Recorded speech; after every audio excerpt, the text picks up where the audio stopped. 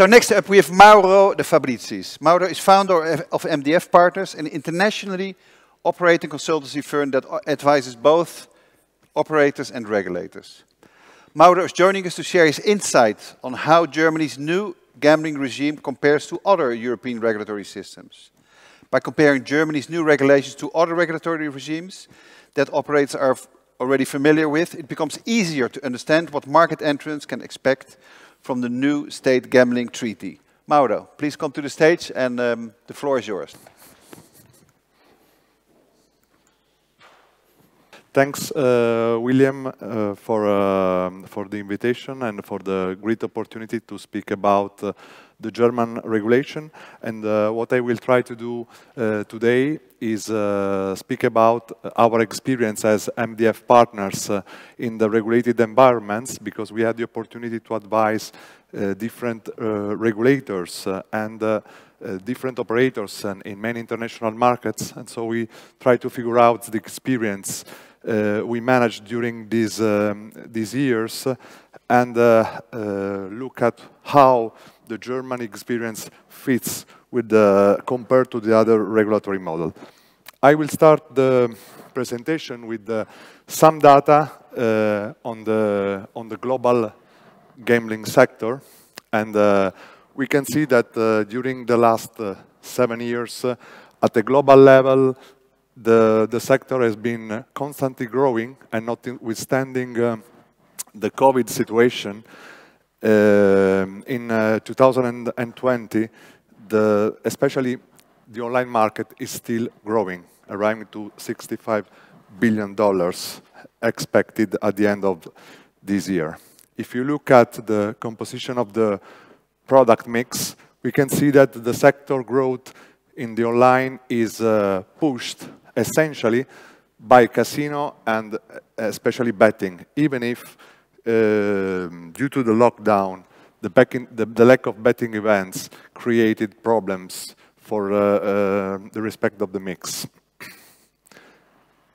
Let's have a look to what is the history, the track record of our, I can say, new regulation in Europe, because it's not so long that we started the regulation in different countries. But in a period of 20 years, all Europe has been regulated, and we have only a couple of countries, 2 or 3 countries in progress right now, and Germany is, at the end of the day, entering in this important step.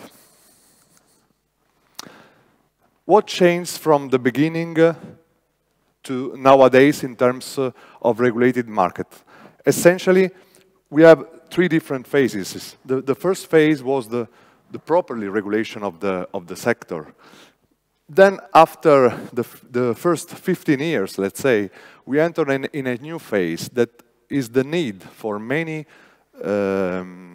countries to re-regulate the industry. Why? Because many of the laws or many of the constraints of the rules that were been set a long time ago are obsolete right now and need to be refreshed because of the evolution of the market, of the culture, of the technology, of many things. And other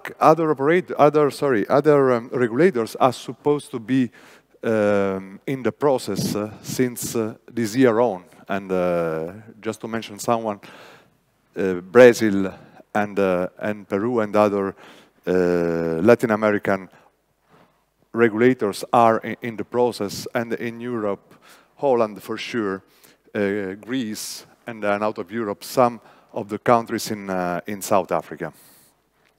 Which is the situation now with the expected regulation, that the industry panorama will have an impact because of the changing in the regulatory models that is happening in this period.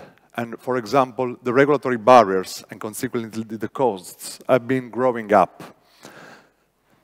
There is an higher complexity of the panorama because advertising and other constraints in order to secure the customer protection are increasing, and the way operators will have to compete in the market will change in terms of rules, strategy, business models. Let's have a zoom to what is the situation right now in the first regulated, the first few of them, regulated countries in Europe. So we have now in the slide, you can see 10 countries with the number you can see are related to the regulated markets. So the .com is not included. I beg your pardon if we don't have all the countries included, but it's an analysis in process, and we will show further results. What's it interesting to know is that two things. First of all, the incidence of betting is really high, and it's around 40, for some countries, 50% on the total GGR. And the level of channelization for each of the countries varies from 70 to 90, in some period even more than 90%. I think Denmark was a good benchmark for that, and the former regulator that has joined the event, Birgit, could assure us regarding these figures. But I think that these percentage strictly depend on the way the market is regulated. And let's take, for example, the case of France. That maybe is the unlucky one because of the lack of a part of the industry regulated in the portfolio. And let's move now to German. What happened in the German contest during these years, which is the current situation.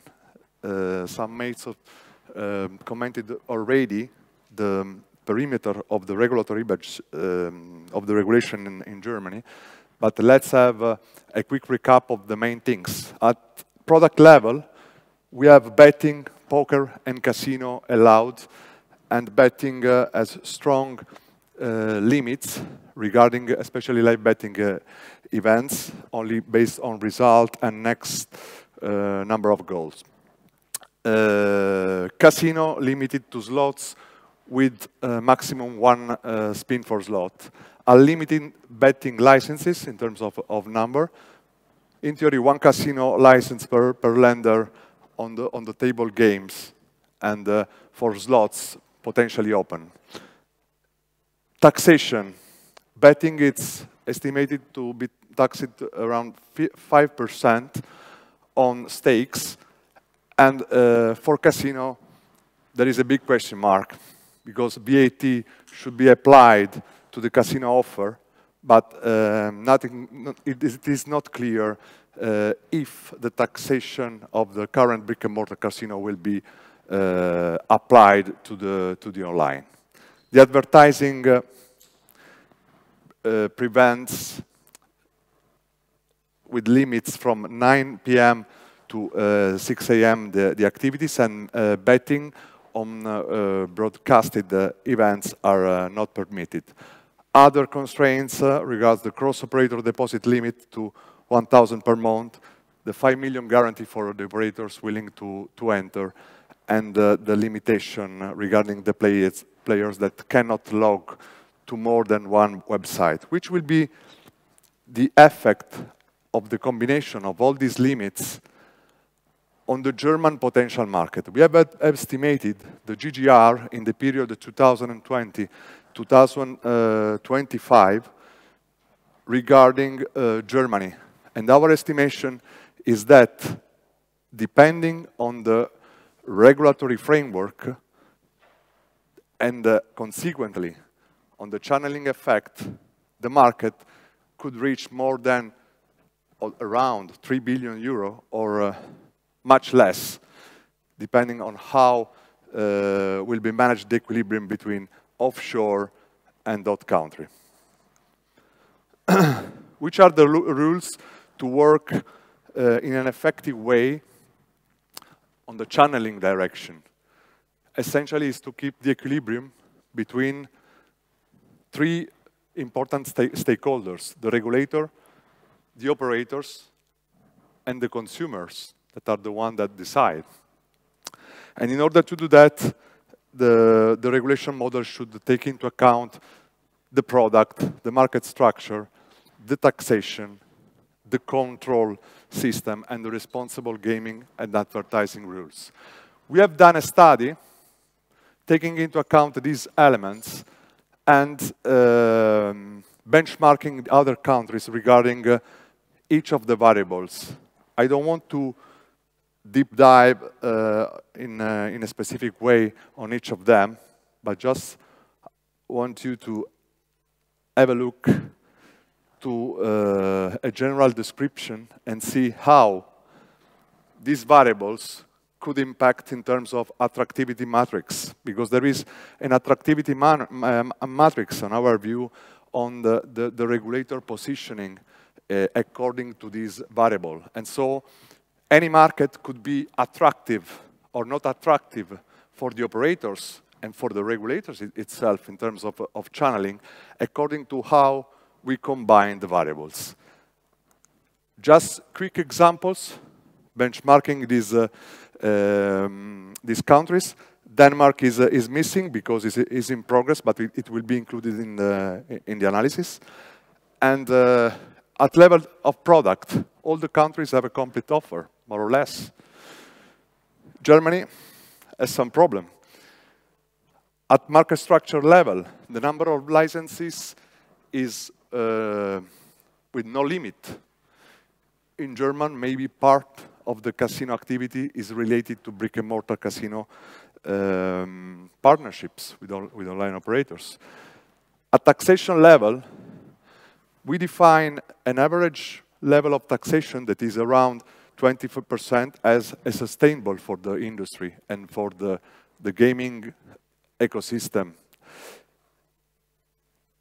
In the case of Germany, the 5% of taxation on turnover could really affect the equilibrium of the system, being the equivalent of 20 or even 80% or 100% of GGR according to the payout.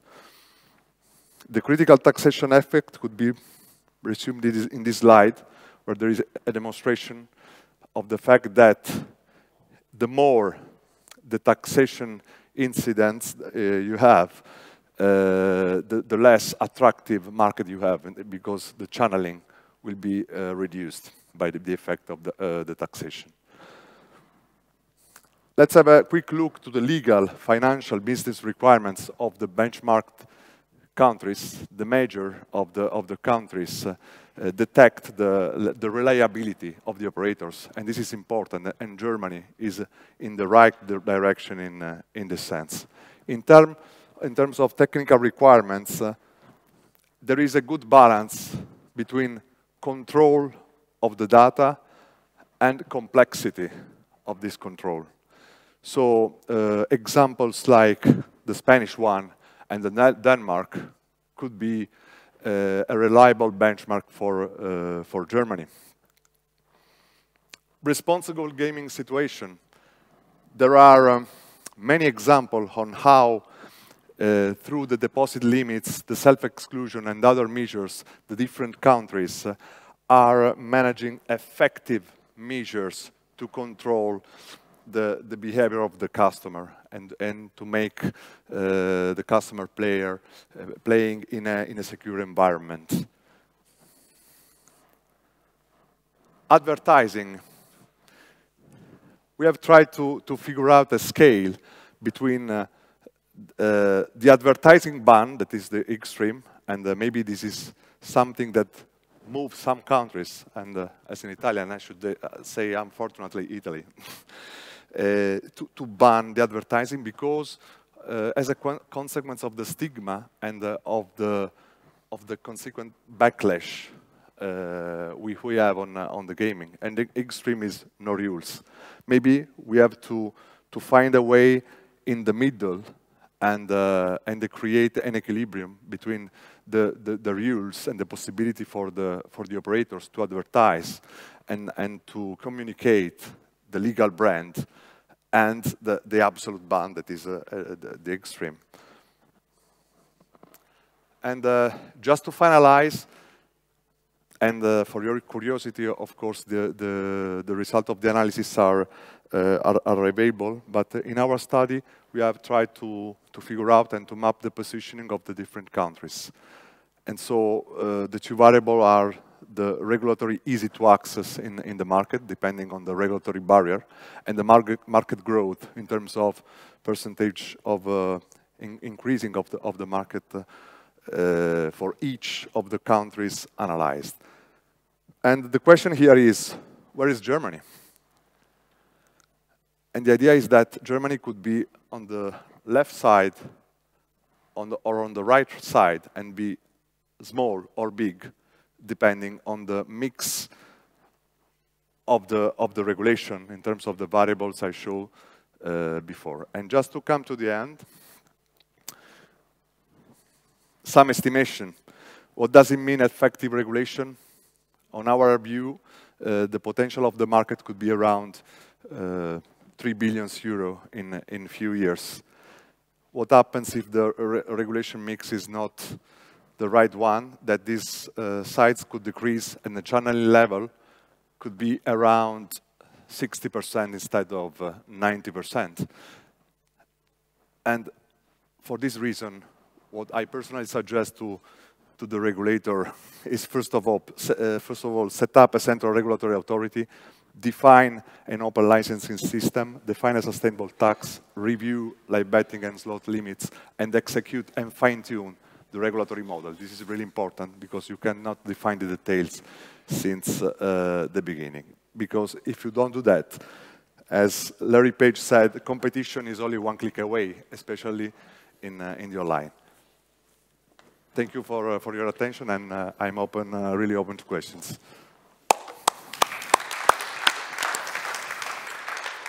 Thank you, Mauro. So benchmark sounds very easy, but there was a lot of components you threw in the mix. So for the people who are here today and for those who are watching remotely, this video will also be available on as a video in the next 5-6 days or so. So you can quietly look at Mauro's presentation again. So we've got some questions in Slido here, and I suggest we go to the second question here. Do operators' market share change after regulation, or do they stay roughly the same? What, Mauro, do you expect for Germany? I expect that shares could really change depending on how the regulation will be set up. Of course, if both products, as in the interstate treaty, will be regulated, so operators, not only the incumbent, but new operators could face the German market, and the current assessment of the market could radically change. Great, thank you. The first question there, virtual betting classified in Germany. I think we'll deal with that question later during the afternoon. And from your matrix, so are there any recommendations for operators coming from the next question here? Recommendations for operators entering the German market within the possibilities? Yeah. My personal recommendation is that in Germany, like in other markets, because the general scenario is changing a lot, is to be focused on new variables. Don't look only at the classical marketing practices, focused on the bonus activity and on aggressive advertising. But it's really important now to be to retain the customer with fair marketing policies and taking care of the customer protection. So the responsible gambling, since now and in the future in Germany, like in other markets, could be an effective and powerful marketing tool, and be a win-win between the regulators and state goals and the operators. sustainability. Exactly. We have more about marketing and media in the IGB session this afternoon. We also here in Berlin have a question from the room. Could you please state your name and your company before asking your question? Dina Niron from Della Sport. Could you touch a little bit about the interim period and the Bad Actors Act in comparison to that in other countries in Europe, please? May you please repeat? Because of the mask, it's really hard to listen to you. If you can touch a little bit about the interim period and the Bad Actors Act in comparison to what was done in other European countries, please. You mean exactly from the transitional period, or? The effect on the market of the transitional period and the Bad Actors Act going forward in Germany, expected in Germany versus other European countries. Yeah. I think that in the German case, the transitional period, it's really peculiar. Because differently from other markets, for example, the Spanish or the Italian or other market, there was a different transitional period. The period was the market in a situation of not complete regulation, and the .com offer operating with free actions, let's say, in the market. In Germany, we are in a situation in which licenses have been granted to some of the operators, but these operators have the possibility to operate and to activate the license in the market since all the requirements and the technical specification and the specific rules will be defined. So these licenses are at the moment in a standby situation. So the wishful thinking is that the transition period will be as short as possible in order to have all the regulatory perimeter clarified and having all the other operators interested in the market involved in the application procedure. Yeah. I don't know if I answered to your question. Yes, and I'm afraid we have to leave it at this. I'm sure, Mauro, we can have a chat during the lunch break if there's any further questions. So that was really, really interesting, Mauro. We have to come to the end of the first half of today's program. Let's break now for lunch and resume in about an hour with the next session on COVID-19 and problem gambling, a very important topic. While you're having lunch, please remember to obey all safety measures. And thank you again, Mauro. Thank you, all of you.